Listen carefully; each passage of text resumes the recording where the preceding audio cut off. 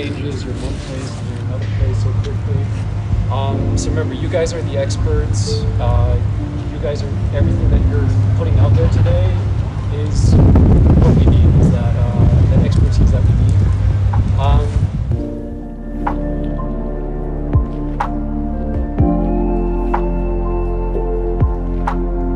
Back with the students connecting with the campus like in other colleges, it's very important for us to implement some type of feeling where they can actually walk on these certain things even though it's not our normal tradition. It is important to make third spaces in this campus because there is not that much for them to do, so they should be able to use their creative minds for them to find something to do and have fun traditions for them to have that were already implemented that they don't already know about.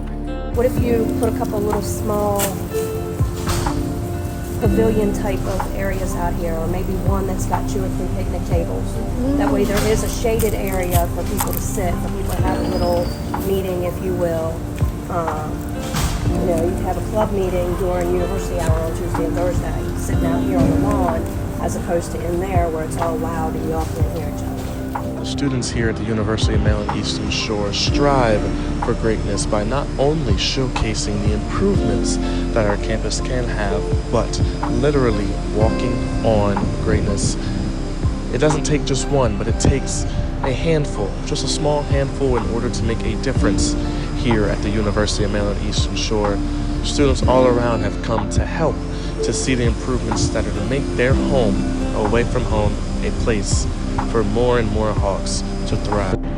From the words of Dr. Heidi M. Anderson, we need to give voice to our vision and to renew our commitments to quality and access to higher education for all students.